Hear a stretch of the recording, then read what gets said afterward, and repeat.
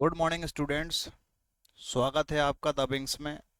मैं हूं राम कुमार रघुवंशी और आज हम डिस्कस करने वाले हैं एक और important topic class 12th physics chapter 1 का।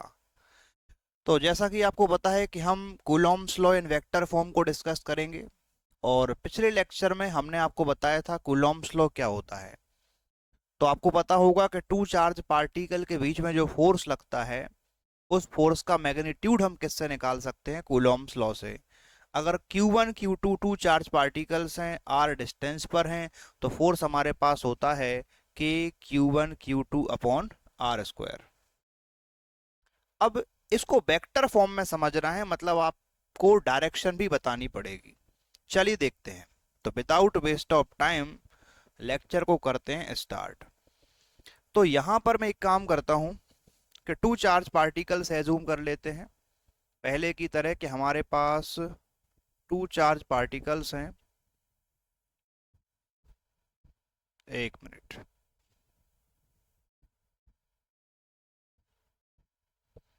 तो टू चार्ज पार्टिकल्स को हम मान लेते हैं Q1 एंड Q2।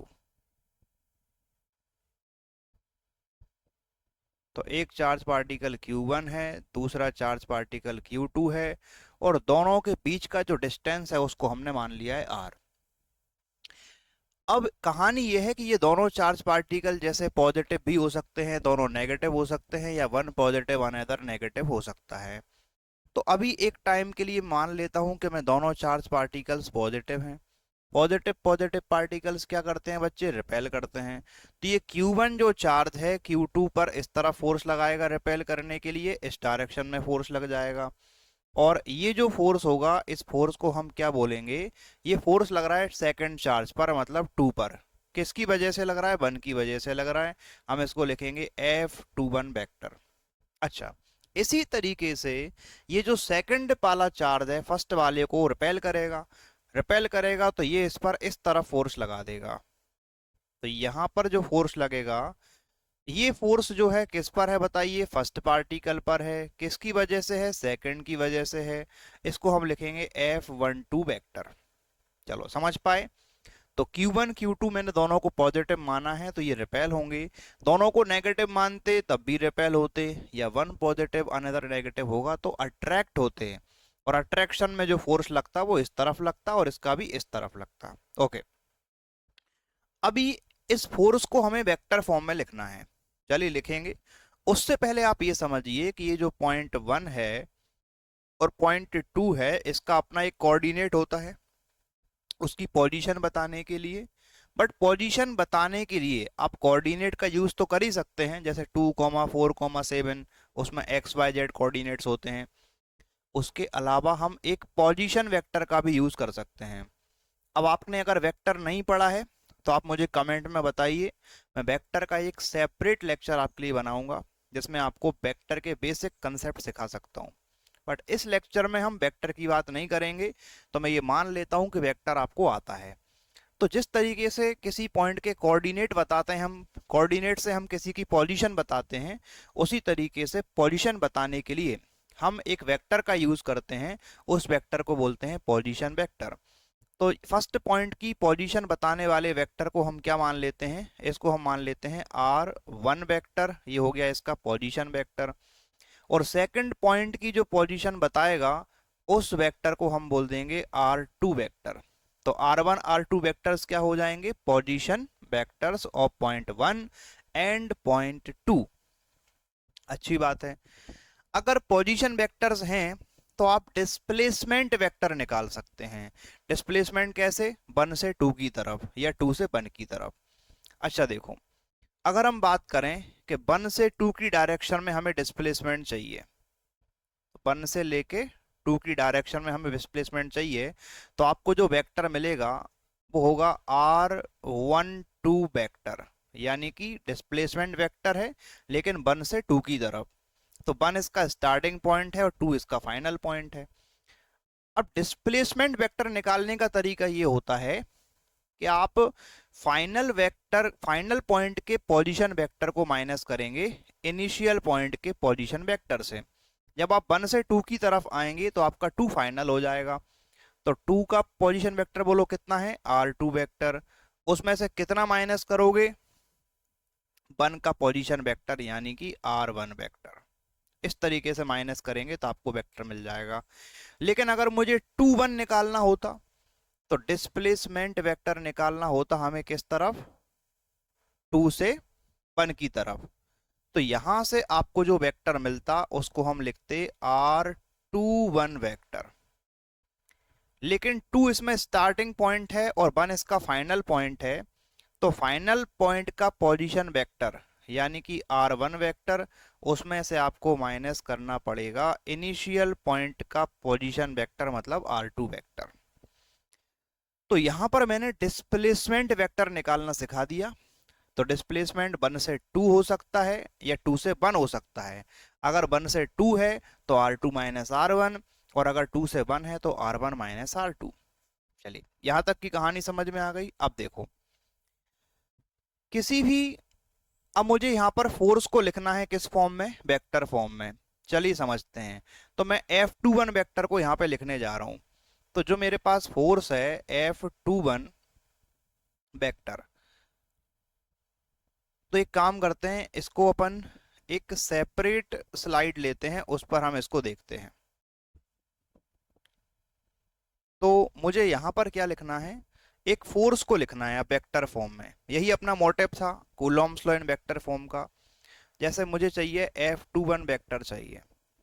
तो आप ये बताइए कि इस F21 वेक्टर के पास दो चीजें होती हैं, क्योंकि फोर्स है तो क्या है, वेक्टर क्वांटिटी है, इसके पास दो चीजें हैं। एक इस वेक्टर का मैग्नीट्यूड और दूसरा इसकी डायरेक्शन। अच्छा ठीक है, तो मैग्नीट्यूड तो आप सबने पढ़ रखा है कूलॉम्स लॉ में, कि फोर्स का जो मैग्नीट्यूड आता है वो कितना होता है, तो वो होता है आपका K Q1 Q2 upon R square के इक्वल मिलता है मैग्नीट्यूड। अब क्या बचा है, डायरेक्शन। तो डायरेक्शन बताने के लिए हम जिस वेक्टर का यूज करते हैं उस वेक्टर को बोलते हैं यूनिट वेक्टर, क्योंकि यूनिट वेक्टर्स वो वेक्टर होते हैं जिनका मैग्नीट्यूड 1 होता है और इसके पास सिर्फ डायरेक्शन होती है। चलो तो हम एक काम करते हैं, पहले वो वेक्टर ढूंढते हैं जो F21 की डायरेक्शन में हो। तो आप देखिए इस डायग्राम से F21 आपका किस डायरेक्शन में है, इस डायरेक्शन में है। तो क्या इस डायरेक्शन में कोई दूसरा वेक्टर दिखाई दे रहा है, हाँ दिख रहा है। कौन सा, डिस्प्लेसमेंट वेक्टर। तो कौन सा डिस्प्लेसमेंट वेक्टर है, तो आप देखेंगे तो ये जो आपको दिखेगा R12 वेक्टर। तो R12 वेक्टर और F21 वेक्टर दोनों सेम डायरेक्शन में हैं। तो डायरेक्शन बताने के लिए मैं R12 वेक्टर का यूज करूंगा। अब ये तो एक वेक्टर है, डायरेक्शन कौन बताएगा, डायरेक्शन बताएगा इसी का यूनिट वेक्टर। तो हम R12 वेक्टर का क्या रख देंगे, यूनिट वेक्टर रख देंगे। आपको थोड़ा सा वेक्टर आना चाहिए, मैं फिर बता रहा हूं। अगर वेक्टर नहीं आता है तो आप मुझे कमेंट में बताएं, वेक्टर का हम एक सेपरेट लेक्चर बनाएंगे।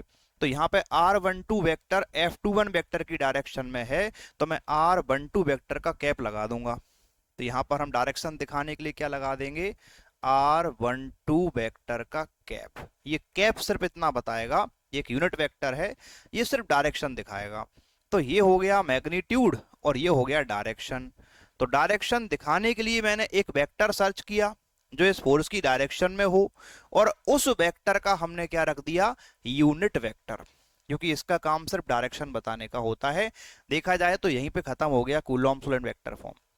लेकिन मैं इसको थोड़ा और सॉल्व कर देता हूं, मैं इसमें यूनिट वेक्टर का फॉर्मूला लगा देता हूं। तो देखिए अगर मैं फॉर्मूला लगाता हूं, देखो ये तो ऐसा ही रहेगा K Q1 Q2 upon R square, but unit vector का फॉर्मूला चलो यहां लिख देते हैं कि जैसे कोई ए वेक्टर का आपको फाइंड करना है यूनिट वेक्टर, तो आपको इस ए वेक्टर को डिवाइड करना पड़ता है इस वेक्टर के मैग्नीट्यूड के साथ। चलिए समझ पाए, तो ये होता है हमारे पास यूनिट वेक्टर का फॉर्मूला। ऐसे R12 वेक्टर का आपको यूनिट वेक्टर चाहिए तो आपको R12 वेक्टर को डिवाइड करना पड़ेगा इसी के मैग्नीट्यूड से, मतलब R12 वेक्टर के मैग्नीट्यूड से डिवाइड करना पड़ेगा। अच्छा देखो R12 वेक्टर एक डिस्प्लेसमेंट वेक्टर है 1 से 2 की तरफ। मैग्नीट्यूड क्या होता है, 1 और 2 के बीच के डिस्टेंस को, यहाँ डिस्प्लेसमेंट को हम बोलते हैं मैग्नीट्यूड। 1 और 2 पॉइंट के बीच का जो डिस्प्लेसमेंट है उसी को क्या बोलेंगे, मैग्नीट्यूड।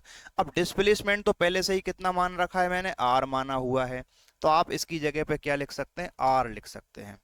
ये जो आपको दिख रहा है r12 वेक्टर का मैग्नीट्यूड, इसकी जगह हम कितना लिख सकते हैं, r लिख सकते हैं। तो देखो ये तो ऐसा ही चलेगा कि q1 q2 upon r square, और इसका भी कुछ नहीं बिगड़ेगा, r12 वेक्टर ऐसा ही रहेगा, बट इसकी जगह मैग्नीट्यूड को मैं कितना लिख सकता हूँ, r।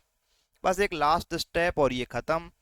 तो ये जो f21 वेक्टर हमें मिला, इस f21 वेक्टर को हम लिख सकते हैं के q1 q2 upon r square into r को लिख सकते हैं r की पावर 3, और ये आपको दिया है r12 वेक्टर।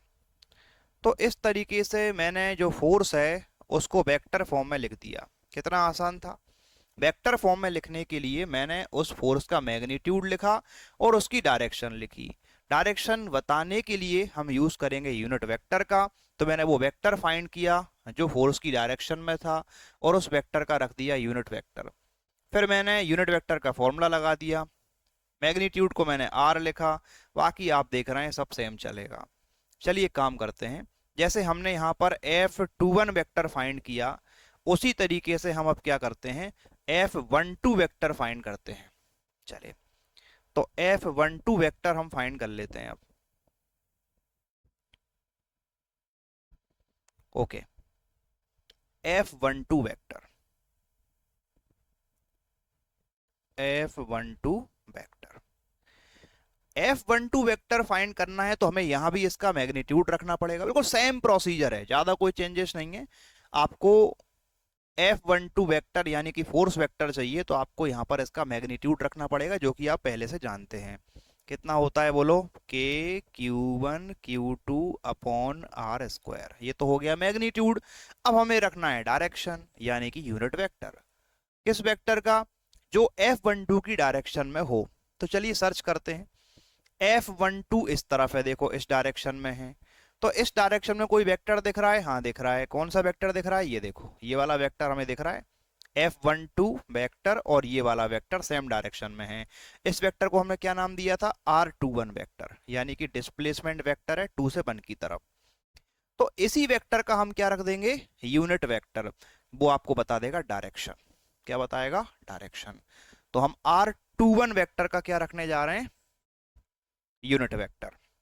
तो यहां पे रख देते हैं डायरेक्शन दिखाने के लिए r21 कैप, यानी कि यूनिट वेक्टर। अब आपको यहां पे लगा देना है फॉर्मूला यूनिट वेक्टर का।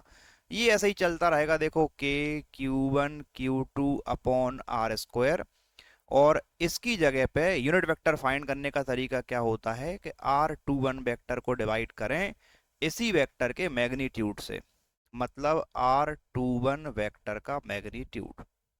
अब ये r21 वेक्टर का मैग्नीट्यूड क्या होगा, 2 और 1 के बीच का डिस्प्लेसमेंट। तो डिस्प्लेसमेंट तो हम ऑलरेडी r मान चुके हैं, तो इसको फिर से r लिख सकते हैं पहले की तरह। तो ये हो जाएगा आपका k q1 q2 upon r square. ये आपका ऐसे ही चलता रहेगा r21 वेक्टर, बट डिस्प्लेसमेंट को हम कितना लिख सकते हैं, r। चलिए लास्ट स्टेप, इसमें मैं यहाँ पे फॉर्मूला लिख देता हूँ कि जो f12 वेक्टर आपको मिलेगा उसमें देखो आपको मिलेगा k q1 q2 upon r square into r को बताइए क्या लिख सकते हैं, r की पावर 3, और ये तो पहले से ही दिया हुआ है r21 वेक्टर। तो इस तरीके से आप देखें तो ये हो गया है कंप्लीट। तो मैंने दोनों फोर्स बता दिए, f21 vector and f12 vector, इनका मैग्नीट्यूड भी लिखा और इनका डायरेक्शन भी दिखाया। इस तरीके से आप कूलॉम्स लॉ को वेक्टर फॉर्म में लिख सकते हैं। यहाँ पर आप देख सकते हैं कि f12 एंड f21 वेक्टर जो है अपोजिट वेक्टर हैं। कैसे वेक्टर हैं, अपोजिट वेक्टर। अपोजिट वेक्टर का मतलब होता है कि नेगेटिव वेक्टर हैं, तो ये जो एक दूसरे के नेगेटिव वेक्टर्स हैं, ये बोलना ठीक रहेगा। तो f12 वेक्टर नेगेटिव है कौन से वेक्टर का, f21 वेक्टर का। नेगेटिव वेक्टरों की खास बात यह है कि इनकी डायरेक्शन अपोजिट होती है, यानी कि 180 डिग्री का एंगल बनता है दोनों के बीच में, लेकिन दोनों का मैग्नीट्यूड सेम होता है। तो यहाँ पर अगर मैं बात करता हूँ कि F12 वेक्टर का मैग्नीट्यूड इक्वल होगा F21 वेक्टर के मैग्नीट्यूड के। चलिए ठीक है, तो यहाँ तक मैंने आपको कंप्लीट किया Coulomb's law in vector form. तो देख लें एक बार, तो आपको मैंने समझा दिया इस तरीके से टू चार्ज पार्टिकल्स हैं, फोर्स का डायरेक्शन बताया, उस वेक्टर फोर्स को वेक्टर फॉर्म में रिप्रेजेंट करने के लिए मैंने उसका मैग्नीट्यूड रखा और उसकी डायरेक्शन रखी। तो ये F21 वेक्टर फाइंड किया, F12 वेक्टर फाइंड किया, दोनों का मैग्नीट्यूड सेम था और दोनों अपोजिट थे, यानी कि एक दूसरे के नेगेटिव वेक्टर्स थे ये। तो इसी के साथ ये टॉपिक यहाँ पे एंड होता है और हमारा लेक्चर भी यहाँ पे एंड होता है। तो थैंक यू, मिलते हैं अगले लेक्चर में।